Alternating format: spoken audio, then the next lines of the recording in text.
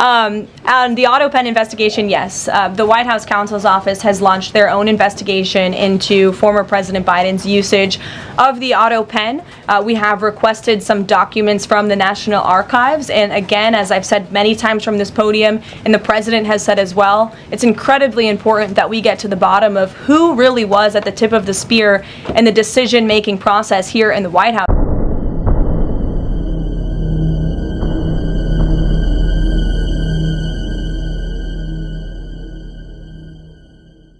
Because former President Biden himself admitted to the New York Times, I understand he never gave interviews when he was here, but now all of a sudden he wants to give one, and he said that he did not actually review every single pardon that he signed on his way out the door. That's incredibly concerning, and I can tell you it's something this president would never tolerate. This is a president who is signing things all the time. Any document that has legal implications, this president's signature is on it because he's the one making the decisions. It does not appear that was the truth in the previous White House, and I know the American people want to receive answers on who was running the show, because the decisions that were made in this place really destroyed our country, and we deserve to get to the bottom of it. Mark, in the back.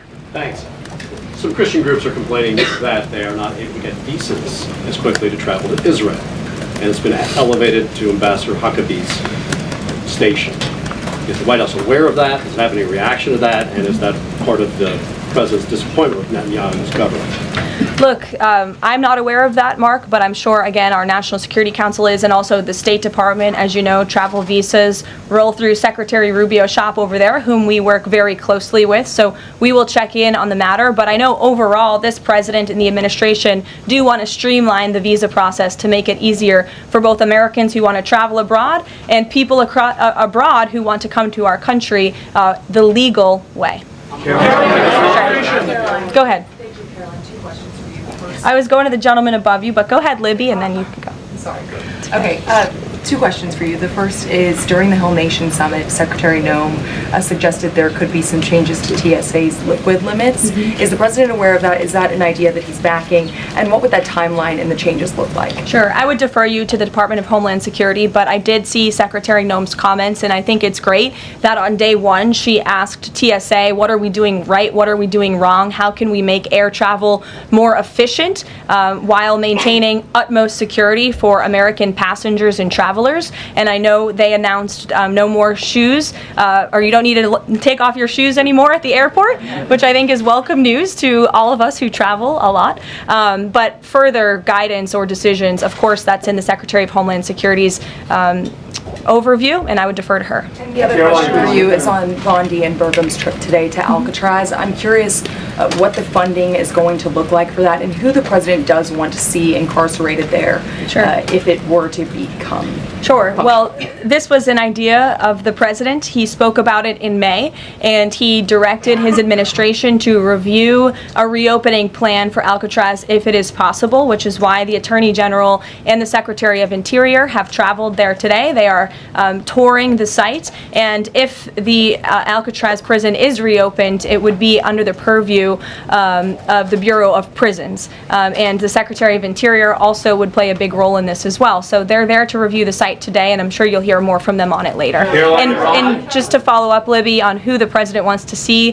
housed in Alcatraz, the worst of the worst criminals in this country, both American criminals who convict heinous crimes, but also illegal alien criminals before deportation as well. Go ahead. The State Department yesterday urged the Chinese Communist Party to cease its campaign to eradicate Falun Gong, a peaceful spiritual practice. With the anniversary of this brutal persecution approaching, does the White House have a message for the CCP on this? Well, I will get you one, and we will get back to you. Go ahead. We'll take. Go ahead, and then go ahead. Sure. I've never called on you. Why don't you go ahead? In the red tie. Hello. Dr. Harper behind. Thank you. Yes. Go ahead. Go ahead. Me. Thanks. Yes. Thank you, Caroline. Yes, you. What's your name? My name is Matias. Thank you. What's your outlet? I'm for Record TV, Brazil. Great. Brazil's President Lula recently said that President Trump was elected to govern the United States and not to act as the emperor of the world. And he also emphasized that Brazil is open to negotiation. I'd like to hear what you have to say about it, what the administration has to say about it, and specifically what areas are currently open to negotiation in the light of the 50% tariffs that were announced. Sure. The president is certainly not trying to be the emperor of the world. He is a strong president for the United States of America, and he's also the leader of the free world. And we've seen a great shift across the entire globe because of the strong leadership of this president. In regards to Brazil, the president sent a letter to Brazil announcing their new tariff percentage. He also directed our USTR ambassador Jameson Greer to launch an investigation of Brazil under Section 301 of the Trade Act of 1974, designed to address unfair foreign practices that are affecting U.S. commerce. For years, we know Brazil's digital regulations and weak IP protections have undermined U.S. tech and innovative companies, and their tolerance of illegal deforestation and other environmental practices puts American producers, manufacturers, farmers, and ranchers who follow better environmental standards at a competitive disadvantage. So this president always acts in the best interest of the American people and the United States of America, and he will continue to do so. Thank you very much, everyone. We'll see you later. I appreciate the enthusiasm today.